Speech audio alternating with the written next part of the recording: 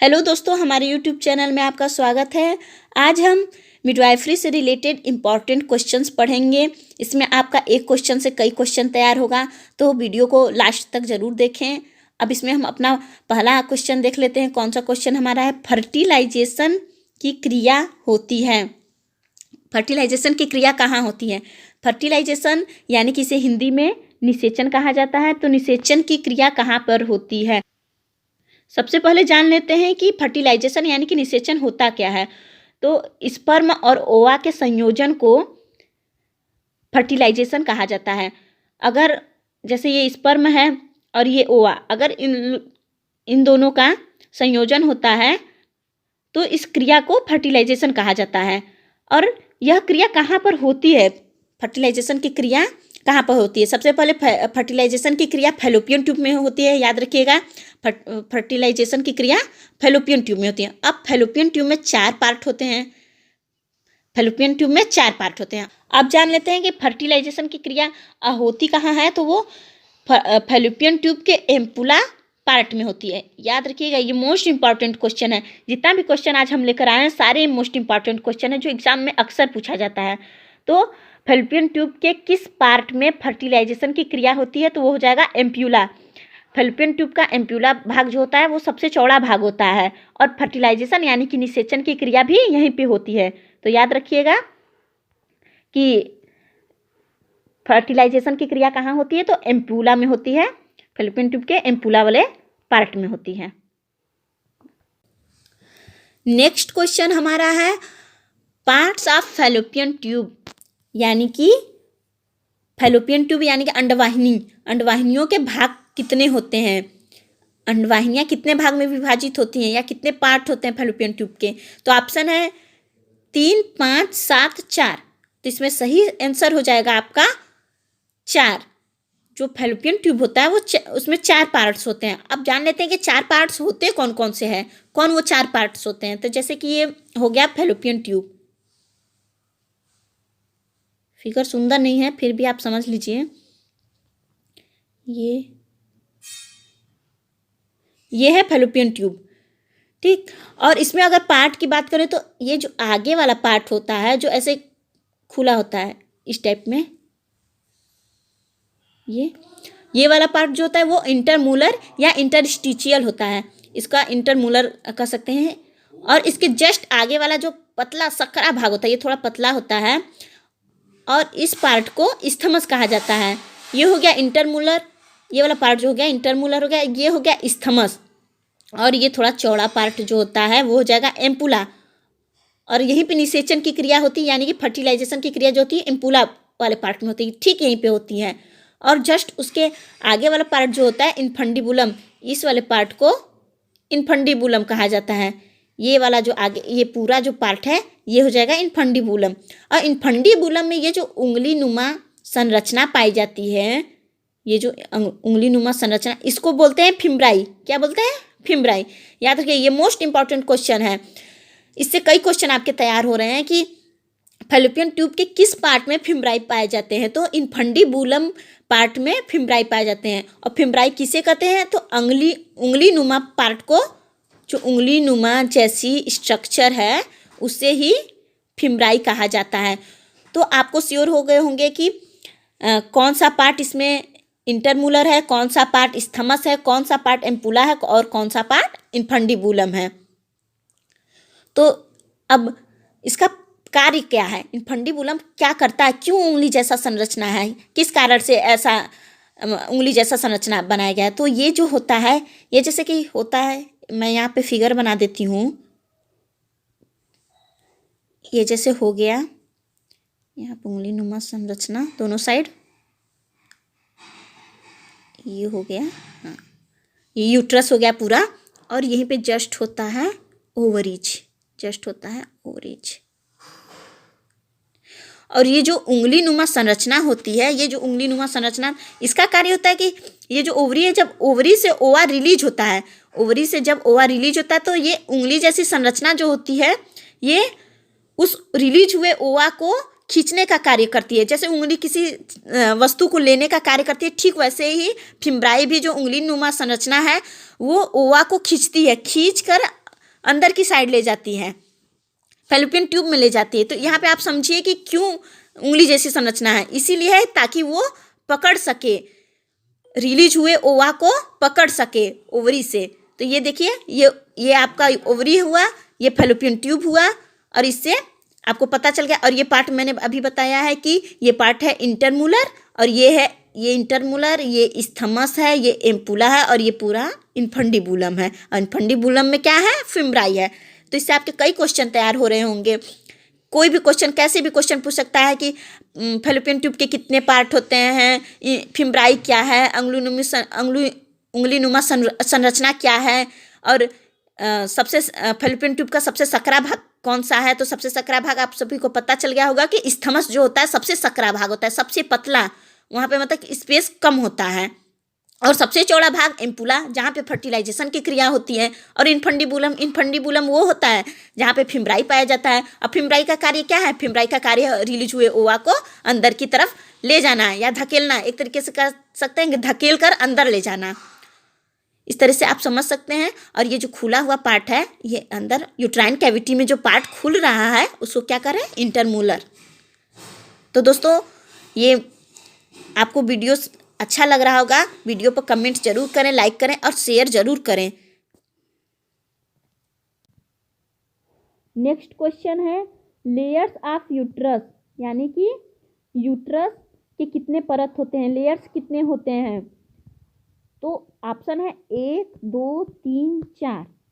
तो इसका यूट्रस के यानी कि गर्भाशय का परत जो होता है वो 3 परत होते हैं, याद रखिएगा। 3 परत, गर्भाशय के कितने परत होते हैं, 3 परत होते हैं। और कौन कौन से परत होते हैं, तीनों परत का नाम होता है। तो पहला परत जो हो जाएगा वो हो जाएगा पेरीमेट्रियम। कौन सा हो जाएगा, पेरीमेट्रियम। और अब उसके नीचे जस्ट, ये सबसे बाहरी परत हुआ पेरीमेट्रियम, और उसके जस्ट नीचे वाला जो परत होता है यानी कि बीच वाला पार्ट, वो हो जाएगा मायोमेट्रियम। ठीक है, मायोमेट्रियम। और लास्ट वाला जो पार्ट होता है, अंदर का जो सबसे पार्ट होता है, उसको कहते हैं इंडोमेट्रियम। क्या हो जाएगा, इंडोमेट्रियम। तो याद रखिएगा कि यूट्रस के 3 परत होते हैं, पेरीमेट्रियम सबसे बाहरी परत, मायोमेट्रियम बीच वाला परत, इंडोमेट्रियम लास्ट वाला परत। और अगर मेंस्ट्रुअल साइकिल के दौरान जो मासिक धर्म आता है, अगर उसमें कौन से पार्ट की क्षति होती है, कौन सा पार्ट निकलता है पीरियड के दौरान, तो वो हो जाएगा इंडोमेट्रियम। जो यूट्रस का आंतरिक परत होता है यानी कि अंदर वाला पार्ट जो होता है इंडोमेट्रियम, वो मासिक धर्म के दौरान टूट टूट के बाहर आता है। तो याद रखिएगा कि यूट्रस का कौन सा लेयर मासिक धर्म के दौरान बाहर आता है टूट टूट के, तो इंडोमेट्रियम आता है, क्योंकि ये सबसे अंदर वाला पार्ट होता है। तो आपको क्लियर हो गया होगा कि लेयर्स ऑफ यूट्रस कौन कौन से हैं, पेरीमेट्रियम, मायोमेट्रियम, इंडोमेट्रियम। इसे आप नोट्स बना लीजिए और याद कर लीजिए अच्छी तरीके से, क्योंकि एग्जाम में किसी भी तरह कोई भी क्वेश्चन पूछ सकता है, चाहे इंडोमेट्रियम के बारे में पूछ सकता है, मायोमेट्रियम के बारे में, पेरीमेट्रियम के बारे में, यूट्रस के कितने परत होते हैं, कोई भी क्वेश्चन इससे पूछ सकता है। इस तरह से आपका कई क्वेश्चन तैयार हो चुका है। अब नेक्स्ट क्वेश्चन देख लेते हैं। ओवम को फैलोपियन ट्यूब में धकेलता है, मैंने अभी पढ़ाया है, जस्ट पढ़ाया है। तो आप इसमें ऑप्शन भी है, एम्पुला, इस्थमस, एम्पुला। तो इसमें आपको आप इसका आंसर कमेंट में हमें बताइए कि ओवम को फैलोपियन ट्यूब में कौन सा पार्ट धकेलता है। यहाँ पे एम्पुला नहीं होगा, यहाँ पे आप इनफंडिबुलम कर लीजिए। यहाँ पे हो जाएगा आपका इनफंडिबुलम हो जाएगा। अब आपको ये कमेंट में हमें बताना है कि कौन सा पार्ट जो होता है फैलोपियन ट्यूब का, वो ओवम को फैलोपियन ट्यूब के अंदर धकेलता है। अब नेक्स्ट क्वेश्चन देख लेते हैं। नेक्स्ट क्वेश्चन है नंबर ऑफ ओवरीज। ओवरीज यानी कि अंडाशय। अंडाशय कितने होते हैं, अंडाशय की संख्या कितनी होती है। ऑप्शन है 2 4 6 5। तो इसका राइट आंसर हो जाएगा ऑप्शन नंबर ए 2। तो अंडाशय की कितनी संख्या होती है, ओवरीज की कितनी संख्या होती है, तो 2 संख्या होती है। जैसे ये आपको फिगर में बनाकर दिखा देती हूँ। ये देखिए, ये हो गया फैलोपियन ट्यूब, और यहीं से जस्ट लगा होता है ओवरीज, यहीं से जस्ट लगा होता है ओवरीज, और ये बाकी पार्ट नीचे का इधर हो जाएगा, ये पार्ट हो जाएगा वेजाइना, और ये हो जाएगा फंडस, और ये आपका फैलोपियन ट्यूब, और ये ओवरीज, ये दोनों साइड ओवरीज। आप देख लीजिए ध्यान से कि ओवरीज कहाँ पे स्थित होते हैं, तो ये जस्ट फैलोपियन ट्यूब के जस्ट नीचे ही ओवरीज स्थित होते हैं, और ये दोनों साइड होते हैं। जैसे फैलोपियन ट्यूब दोनों साइड है, ठीक वैसे ही ओवरीज भी दोनों साइड होते हैं। नेक्स्ट क्वेश्चन है parts of ovaries. Parts of ovaries यानी कि ओवरीज के भाग। तो ओवरीज के भाग कितने होते हैं? तो ओवरीज के 2 भाग होते हैं। कौन कौन सा है? कॉर्टेक्स और मेड्यूला। आगे ओवरी का फिगर देख लेते हैं कि ओवरी किस तरीके से होता है।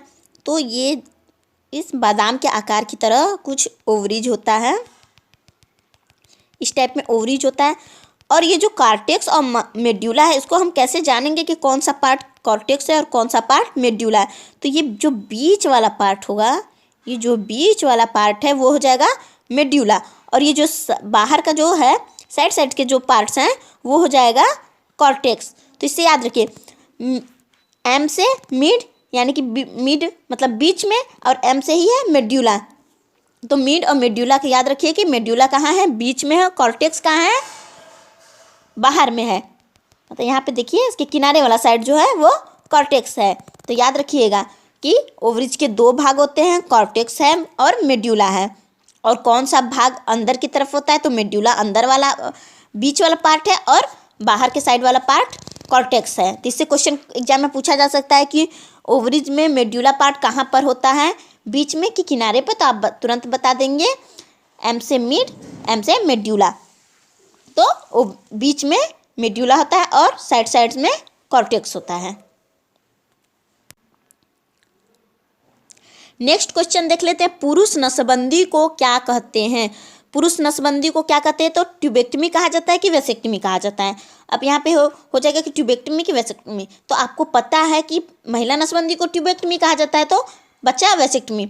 तो वेसेक्टमी जो होता है वो पुरुष नसबंदी को कहा जाता है, और ट्यूबेक्टमी जो होता है वो क्या हो जाएगा? ये महिला नसबंदी को कहा जाता है। तो याद रखिए, ट्यूबेक्टमी महिला नसबंदी, वेसेक्टमी पुरुष नसबंदी। और ट्यूबेक्टमी कितने तरीके से किया जाता है? तो ट्यूबेक्टमी 2 तरीके से किया जाता है। कितने तरीके से? 2 तरीके से। कौन कौन सा? एक हो जाएगा आपका मिनी लैप, और दूसरा हो जाएगा लेप्रोस्कोपिक। जो मिनी लैप है उसमें हाथ से कट करके उसमें फैलोपियन ट्यूब को कट किया जाता है, और जो लेप्रोस्कोपी होता है वो दूरबीन विधि से किया जाता है। उसमें एक रिंग लेकर फैलोपियन ट्यूब को कसा जाता है, ताकि जो ओवा है वो अंदर ना जा सके और निषेचन की क्रिया ना हो पाए, यानी कि फर्टिलाइजेशन की क्रिया ना हो पाए। तो पुरुष नसबंदी में क्या करते हैं? अब जान लेते हैं पुरुष नसबंदी। तो वेसेक्टमी, इसमें वासा डिफरेंशिया को कट किया जाता है। पुरुषों में वासा डिफरेंशिया को कट किया जाता है, जिससे कि स्पर्म ना जा सके, इसलिए इसको क्या बोलते हैं? वेसेक्टमी कहा जाता है। तो वेसेक्टमी पुरुष नसबंदी, और ट्यूबेक्टमी में फैलोपियन ट्यूब कट किया जाता है। तो ये सभी को पता है कि ट्यूबेक्टमी में फैलोपियन ट्यूब को कट किया जाता है। जैसे यहाँ आप देख लेते हैं ट्यूब यानी कि फैलोपियन ट्यूब है, तो इसलिए ट्यूबेक्टमी इसका नाम पड़ा है। और वेसेक्टमी में वासा डिफरेंशिया कट करते हैं, इसलिए वेसेक्टमी इसका नाम पड़ा है। तो ट्यूबेक्टमी में जान लेते हैं, इसमें कट जो होता है वो मिनी लैप में कट होता है, और लेप्रोस्कोपिक में क्या होता है? एक सिर्फ रिंग पहनाया जाता है, उसमें दूरबीन की सहायता से रिंग पहना दिया जाता है, ताकि उसमें ओवा का निषेचन ना हो पाए, ओवा और स्पर्म का निषेचन ना हो पाए। तो आपको ये समझ में आ गया होगा। दोस्तों, हमारा ये वीडियो कैसा लगा हमें कमेंट के जरिए ज़रूर बताएं। वीडियो को शेयर करें, चैनल को सब्सक्राइब करें। चैनल सब्सक्राइब करने के बाद बेल आइकन जरूर प्रेस करें, जिससे आपको हमारे चैनल के सारे वीडियो के नोटिफिकेशन सबसे पहले मिलते रहें। Thank you.